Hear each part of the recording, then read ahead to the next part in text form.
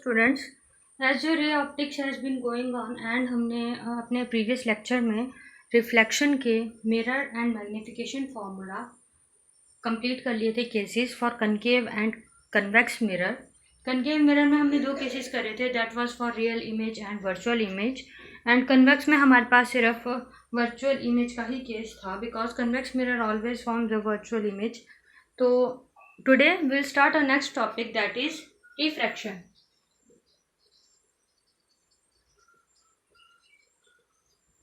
In class 12th, we will study the same introduction as we have studied it earlier.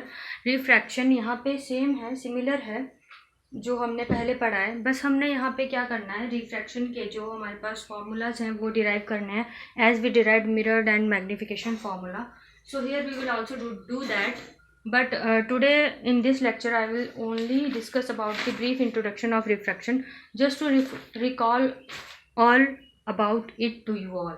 ठीक है, मैं brief introduction दूंगी आज refraction का, ताकि आप लोगों को ये पता चल सके जो आपने पहले पढ़ा है, आप उसे रिकॉल कर सको इजीली. तो रिफ्रैक्शन पहले तो हमने, अगर हम देखा जाए तो बेसिकली हम जनरली सबसे ज़्यादा कहाँ पे देखते हैं, आपके जो आई लेंसेज होते हैं. ठीक है, आई लेंसेज होते हैं मतलब चश्मे होते हैं. एक आई लेंस आपका वो भी है जो आपके आई के अंदर है, दैट इज इनसाइड योर आई. वो भी आपका आई लेंस है जिसमें रिफ्रैक्शन होती है, और वहाँ पे रिफ्रैक्शन की वजह से क्या होते हैं, इमेजेस. बेसिकली आपके जहाँ भी लेंसेज होते हैं वहाँ पे आपको क्या होता है, refraction. Reflection is only seen in the mirrors, because reflection क्या है, उसमें आपका पाथ ऑफ लाइट चेंज नहीं होता. बट इन रिफ्रैक्शन जो है, सॉरी, रिफ्लेक्शन में आपका पाथ ऑफ लाइट चेंज होता है, बट आपका मीडियम चेंज नहीं होता. बट जो रिफ्रैक्शन है उसमें आपका पाथ ऑफ लाइट और मीडियम दोनों चेंज होता है. तो बेसिकली आपके जितने भी लेंसेज हैं, वैसे आपके पास स्फेरिकल लेंसेज दो होते हैं, कन्वेक्स एंड कनकेव. ठीक है, combination of these two is called bifocal lens. आपने पहले द ह्यूमन आई पढ़ा है 10th में चैप्टर, जिसमें आपने लेंसेज के बारे में पढ़ा और उनके डिफेक्ट्स के बारे में पढ़ा ह्यूमन आई के. सो यहाँ पे आज हम रिफ्रैक्शन का फिर से इंट्रोडक्शन करते हैं एक बार. तो रिफ्रैक्शन क्या है आपके पास, जैसे कि मैंने आपको बताया कि आप लोगों के घर में जो स्पेक्स है, चश्मे हैं, उसमें लगता है. अब देखो, किसी को दूर की नज़र साफ नहीं दिखाई देती, किसी को पास का साफ नहीं दिखाई देता. तो रिफ्रैक्शन क्या करता है, जो आपके पास ऑब्जेक्ट से रेज आ रही होती है उसे या तो वो इतना फोकस कर देगा कि आप उस पॉइंट ऑब्जेक्ट को इजीली देख सको. ठीक है, या फिर जो आपके पास पॉइंट ऑब्जेक्ट है उसे आपको बड़ा करके दिखाएगा, कि आप जो उसकी रेज हैं उसको वो डाइवर्ज करके दिखाएगा, फैला के दिखाएगा. उससे जो रेज आ रही हैं it will diverge it. Diversion से क्या होगा, आपको जो इमेज है वो थोड़ी बड़ी मिलेगी, you will get a wider image. So in this way refraction works. Refraction इस तरह काम करता है कि जो आपकी इमेज होती, सॉरी, रेज होती हैं जो ऑब्जेक्ट से टकरा के या ऑब्जेक्ट से होती हुई आपके लेंस पे गिरती हैं, उनकी पाथ चेंज करके आपको ऑब्जेक्ट को छोटा या बड़ा दिखाता है. Whether in case of plane mirrors आपको ऑब्जेक्ट उसी साइज का दिखता है, मिरर्स में आपको ऑब्जेक्ट उसी साइज का दिखता है. हाँ, बेसिकली आपने कनकेव और कन्वेक्स मिरर्स में देखा है कि आपका ऑब्जेक्ट छोटा और बड़ा दिखता है. But in terms of lenses, mirrors में आप सिर्फ देख सकते हो, आप मिरर किसी इमेज को देख सकते हो, बट मिरर से आप अपने आई का फंक्शनिंग नहीं चेंज कर सकते. आई की एडजस्टमेंट्स करने के लिए, आपकी जो आँख है उसकी एडजस्टमेंट करने के लिए आपको एक ऐसा ट्रांसलूसेंट मीडियम चाहिए. ट्रांसलूसेंट मीडियम मतलब लेंसेज, जिसके थ्रू आप देख सको. तो you can not use mirrors there. So एक ऐसा मीडियम चाहिए था जो आपको रिफ्रैक्शन प्रोड्यूस कर सके. ठीक है, तो दोज वर लेंसेज. तो रिफ्रैक्शन स्टार्ट करते हैं. It is the phenomenon of change in path of light. Simple बताया है मैंने आपको, change in path of light with the change in medium. मतलब जो लाइट का पाथ है वो चेंज होगा विद चेंज इन मीडियम. अब मीडियम क्या है, यहाँ पे ये एयर है मान लीजिए. ठीक है, एयर में लाइट ट्रैवल कर रही है और वो अचानक पानी के अंदर एंटर हो जाती है. तो जो यहाँ पे पानी है वो एक डेंसर लिक्विड है ना, डेंसर मैटर, लिक्विड भी नहीं बोलती मैं यहाँ पे, डेंसर मैटर है। देखो एयर और वाटर दोनों ही मैटर है यहाँ पे। तो जो वाटर है आपके पास वो क्या है, डेंसर। डेंसर मतलब इसके पार्टिकल्स क्या हैं, क्लोजली पैक्ड। जब इसके पार्टिकल्स क्लोजली पैक्ड हैं तो जो लाइट है इसी वेलोसिटी से, जिस वेलोसिटी से वो एयर में ट्रेवल कर रही है, वो उस वेलोसिटी से वाटर में ट्रेवल नहीं कर सकती, which means the light will get slower. जब वो स्लो होगी तो उसकी डायरेक्शन भी क्या होगी, चेंज।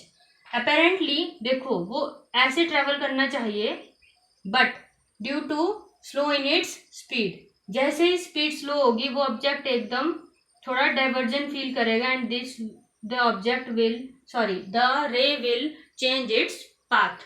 जैसे ही उसकी स्पीड स्लो होगी जो रे है वो डाइवर्जन फील करेगी। डाइवर्जन फील क्या, there will occur a diversion, diversion will occur there, वहां पे डाइवर्जन होगा, जिस डाइवर्जन की वजह से उस रे के पाथ में क्या होगा, चेंज। तो that is refraction from change in path of light from one medium to another. ठीक है, यहाँ पे जो बेसिकली रिफ्रैक्शन होता है उसका रीजन यही होता है कि जो लाइट होती है जब वो एक रेयरर मीडियम से, एक हल्के मीडियम से एक डेंसर मीडियम में जा रही होती है तो उसकी जो स्पीड है वो एक चेंज सफ़र करती है।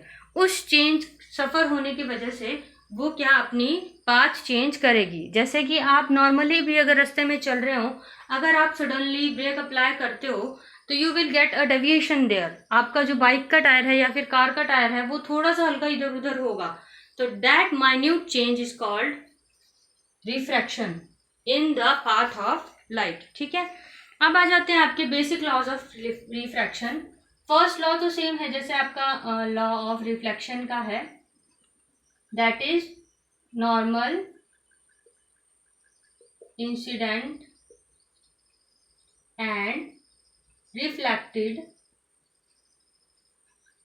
ray all lie in same plane। वहां पे भी यही था आपके पास और यहाँ पे भी है। यहाँ पे एक और रे है, अगर आपका जो पाथ है लाइट का वो काफी लंबा है, मतलब वो एक मीडियम से दूसरे मीडियम से भी फिर वापस उसी मीडियम में जा रही है। ठीक है, तब क्या हो रहा है, यहाँ पे एक आपको एमर्जेंट रे भी मिल रही है।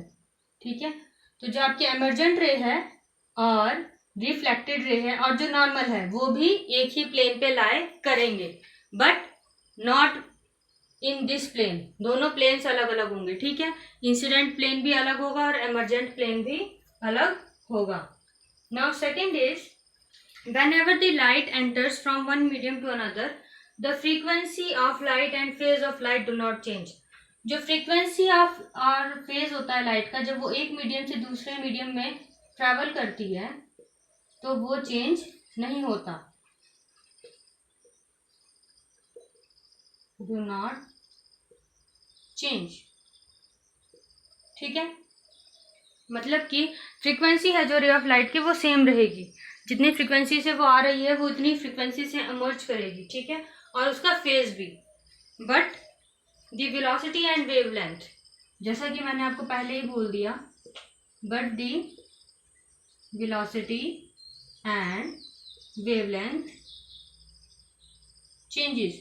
वेलोसिटी और वेवलेंथ जो है लाइट की वो चेंज करेगी। ठीक है, नेक्स्ट है आपका लास्ट जो आपको याद भी होगा कईयों को, Snell's law, that is ratio of angle of incidence to the angle of refraction. Refraction है यहाँ पे, रिफ्लेक्शन नहीं है, refraction is equal to refractive index of the medium. ठीक है, which is given by you mu. ठीक है, अब आ जाता है हमारे पास कि जो रिफ्रैक्शन है वो किन दो चीजों पे डिपेंड करती है, कंडीशंस फॉर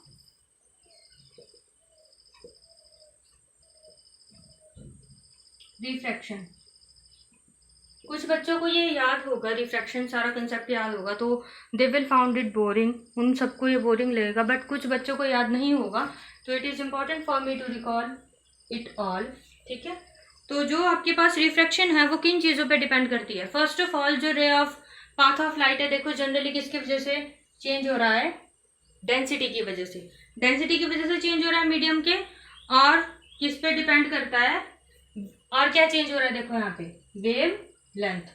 तो first of all it depends upon the nature of material. Nature of material indirectly means density, ठीक है। अगर नेचर मटेरियल का डेंसर होगा या फिर रेयरर होगा, तो here you will write nature of material, and next here is wavelength of light, ठीक है।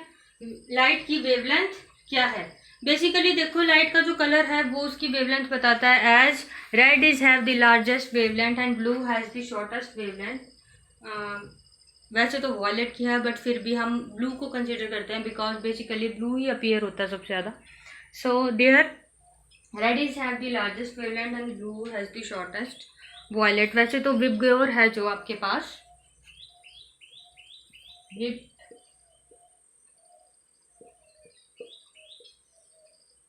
तो डाउन फ्रीक्वेंसी बढ़ती है, ठीक है, एंड अप फ्रीक्वेंसी वेवलेंथ बढ़ती है। कैसे? This is given by the relation velocity of light is equal to lambda upon, sorry, wavelength of light is given by, एक रिलेशन है आपके पास फिजिक्स में, c अपॉन न्यू, ठीक है।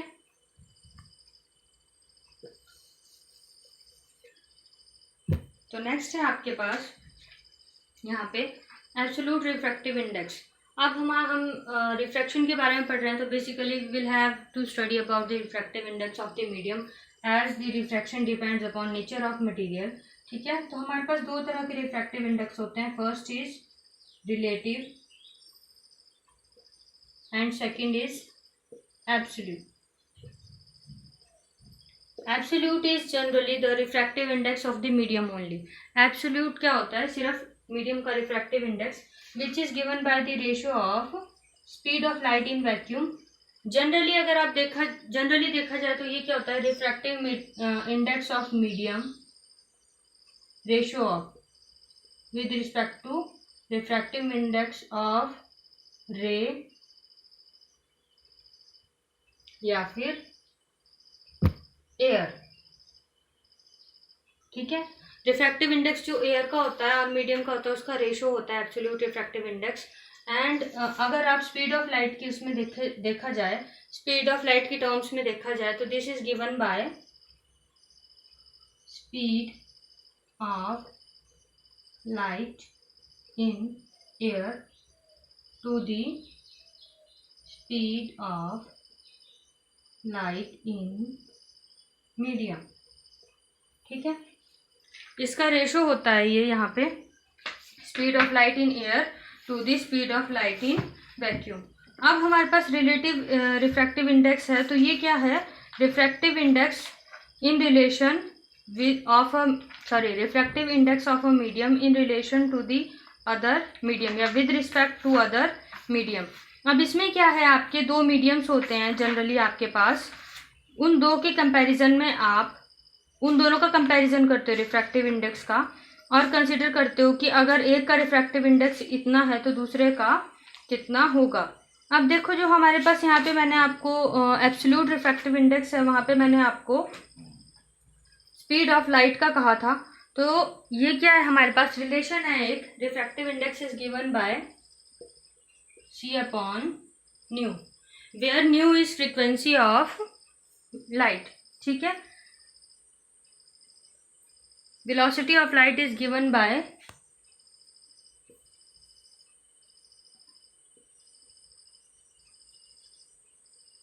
c अपॉन म्यू, ठीक है। वेलोसिटी कैसी होती है आपकी? जो आपकी general velocity of index mu is equal to C by V होता है। सॉरी फॉर दैट, एक्चुअली मैंने ये कंसेप्ट पहले देखा नहीं था, ये मैंने भी देखा है, c अपॉन यू, मैंने पहले भी शायद यही लिखा था। तो hair mu is refractive index and c is velocity of light in air and, या फिर speed of light in air, and v is speed of light in vacuum, जो कि मैं आपको ये बता ही रही थी। ठीक है, उसके अकॉर्डिंग जो आपका फर्दर रिलेटिव रिफ्रैक्टिव इंडेक्स है वो थोड़ा अलग आएगा। अब देखिए वो कैसे अलग होगा यहाँ पे हमारे पास। अब रिलेटिव रिफ्रैक्टिव इंडेक्स की बात है, आपको ये रिलेशन ध्यान में रखना है, mu is equal to c upon v. तो रिलेटिव में मैंने आपको क्या कहा है, refractive index of a medium with respect to another medium। Okay, so अगर हम यहाँ बात करें refractive index of medium 2 with respect to 1, ठीक है, refractive index of medium 2 with respect to 1 मतलब medium 2 with respect to 1। First of all उसे represent किया जाएगा, कैसे किया जाएगा, 1:2, ठीक है, 1 आपका ऊपर आएगा और जिस भी मीडियम का आप रिफ्रैक्टिव इंडेक्स फाइंड आउट करोगे वो आपका नीचे सफिक्स में आएगा, सॉरी सबस्क्रिप्ट में आएगा। ठीक है, तो ratio will be given as μ2/μ1, simple. अब यहाँ पे अगर हम यहाँ पे ये वाली वैल्यूज पुट करें तो this will come as c/v2। Speed of light तो आपकी speed of light in air आपकी दोनों केसेस में सेम रहेगी, दैट विल बी v1। तो आप इसे ऐसे लिख सकते हो v1/c। तो speed of light in medium 1, ratio of speed of light in medium 1 to the speed of light in medium 2 gives you refractive index of medium 2 with respect to 1। Similarly, refractive index of medium 1 with respect to 2 कैसे दिया जाएगा, μ1/μ2।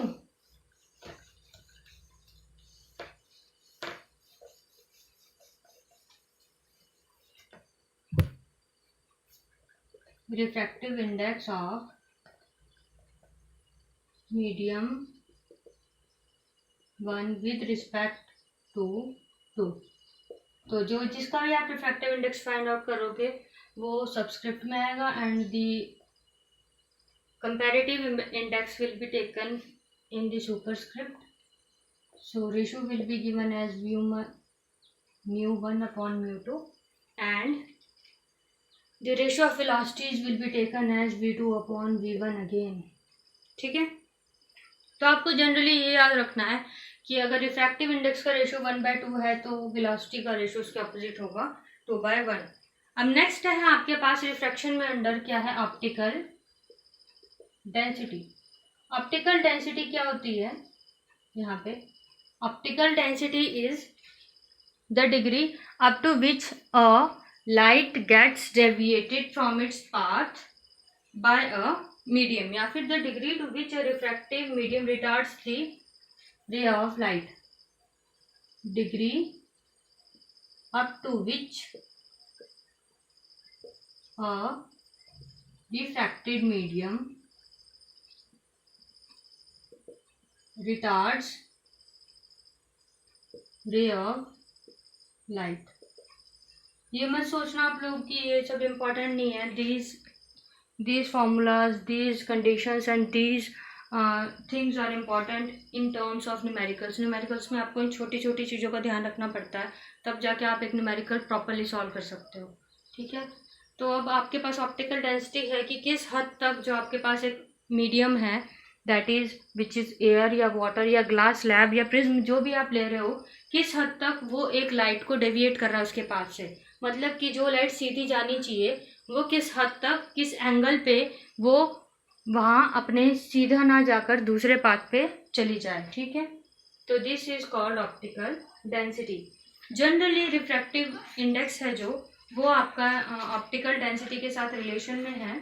कैसे, जितना आपका ज़्यादा refractive index होगा, higher the refractive index या more be the refractive index, denser is the medium. Simple.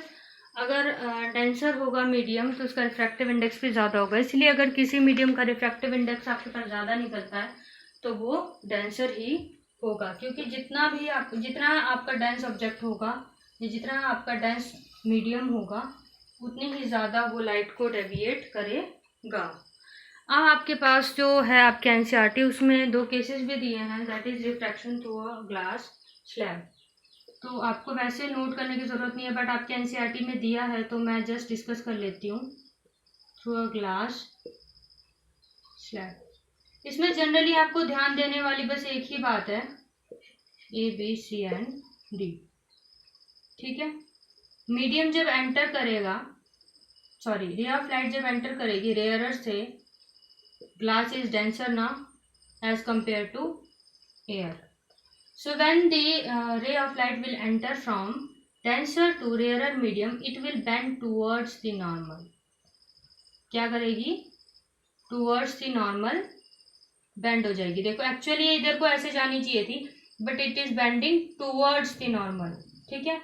When it will enter या when it will emerge from denser to rarer medium, again here is air which is a rarer medium, it will bend away from normal, ठीक है। तो ये आपको 2 cases याद करने हैं, rarer to denser towards the normal. अब normal here क्या है? जिसके perpendicular to the refractive plane, perpendicular to the refractive या फिर इंसिडेंट या इमर्जेंट प्लेन भी बोल सकते हो आप इसे, ठीक है। तो इसके साथ हम एंगल ऑफ इंसिडेंस और एंगल ऑफ रिफ्रैक्शन मेजर करते हैं, ठीक है। Here angle of incidence and angle of refraction 2 cases हैं, तो you can designate them as I1 R1 and I2 R2, ठीक है। Denser to rarer away from the normal. अब रिफ्रैक्टिव इंडेक्स कैसे दिया जाएगा? देखो इनका refractive index of glass with respect to air will be given as ratio of refractive index of glass to the refractive index of air and velocity of light in glass, sorry air, velocity of light in air to the velocity of light in glass, ठीक है। Simple है। Next ये था आपका from rarer to denser के लिए। From denser to rarer के लिए it will be given as refractive index of air to G and V G upon V A. So this is the shortest concept of through a glass lab, refraction through a glass lab. अगर आप चाहो notes तो आपके पास शायद reference books होगी, आप उनसे बना सकते हो। वैसे मेरे पास भी अवेलेबल है, अगर किसी को ज़रूरत हो तो ले सकता है, ठीक है। नाउ नेक्स्ट इज, अब देखो यहाँ पे क्या था, मैंने आपको ऑप्टिकल डेंसिटी में एक डेविएशन वाली बात बोली थी कि जो रे है अपने पाथ से डेविएट होती है, तो that deviation is lateral displacement here. Displacement मतलब इस पॉइंट से वो इस पॉइंट तक, जो उसका एक्चुअल पाथ था उससे इस पॉइंट तक वो कितना डिस्प्लेस हुई है ray, that is called here lateral displacement. अब जो लेटरल डिस्प्लेसमेंट है वो कैसे गिवन होगा? हम क्या करेंगे, जो परपेंडिकुलर है इसे थोड़ा एक्सटेंड कर देंगे यहाँ पे, तो perpendicular name it as N prime and name it as M prime, ठीक है। इस पॉइंट को आप पी और क्यू नेम कर सकते हो। तो आपको इसमें बेसिकली क्या करना है, 2 ट्राइंगल्स लेनी है। एक तो आपको ट्राइंगल लेनी है इन ट्राइंगल, इस पॉइंट को आप कंसीडर कर लो P Q R, okay, in triangle P Q R. तो आपके पास पी क्यू आर में ये जो डेविएशन ये है, देखो पाथ जो है वो अपने रे जो है वो अपने एक्चुअल पाथ से डेविएट हुई है, तो this angle will be called angle of deviation. तो साइन ऑफ डेल्टा, ठीक है, sine of delta, sine is basically given by perpendicular upon hypotenuse, ठीक है, परपेंडिकुलर अपॉन हाइपोटेन्यूज। तो इस ट्राइंगल का हाइपोटेन्यूज क्या है? देखो अब ये परपेंडिकुलर ड्रॉ किया हमने, कंस्ट्रक्शन किया है, तो here we have 90 degree angle. तो here base is P R and hypotenuse is P Q. Okay, अब हम दूसरा ट्राइंगल लेंगे जो कि है आपके पास P N prime and Q. ठीक है, अब इसमें हम क्या लेंगे, cos of R1. So cos is based upon hypotenuse.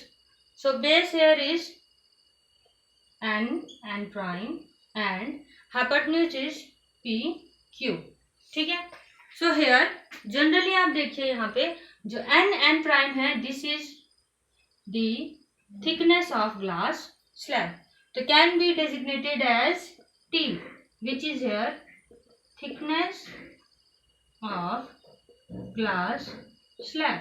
Okay, so we can write it as T upon PQ.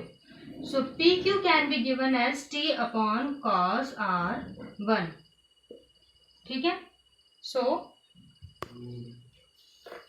substituting in equation 1, substituting in equation 1, what we will have here is sin of delta is equal to PR upon PQ can be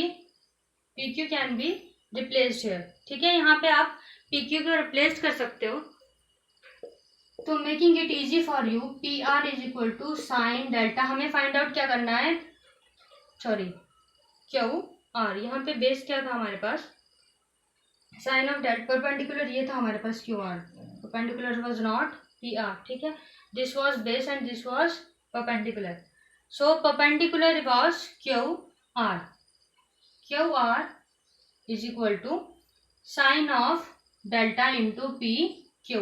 PQ क्या है हमारे पास, sine of delta into T cos R1. तो simple जो lateral displacement है आपके पास, that comes out to be T cos R1 upon sine delta which is angle of deviation. तो इस फॉर्मूला से आप जो लाइट है अपने पाथ से कितना डेविएट हुई है वो फाइंड आउट कर सकते हो, दैट इज लेटरल डिस्प्लेसमेंट. ठीक है, लास्ट में आपके पास रिफ्रैक्शन टॉपिक के अंदर जनरल एप्लीकेशंस डिस्कस करी गई हैं. दैट इज जो आपके पास फर्स्ट है, जो सनसेट है वो क्यों आपको जल्दी अपीयर होता है. सिंपल है, आपका जो अर्थ सरफेस है उसमें रिफ्रैक्शन होता है. जैसे ही लाइट एंटर करती है अर्थ सरफेस में, सन बेसिकली यहाँ होता है, लाइट एंटर करती है रेयर टू डेंसर मीडियम में and that bends towards the normal where is our I. Simple. ठीक है, bends towards the normal which is our I. Next is, वैसे तो आपका जो सरफेस है that is round, so normal will be like this. तो application में आप लिख सकते हो sunrise appears 2 minutes before to us. और नेक्स्ट है आपका ट्विंकलिंग ऑफ स्टार्स और blue colour of sky. So these all are example of atmospheric refraction. I don't think there is a need to discuss it all. So thank you. This is all for today.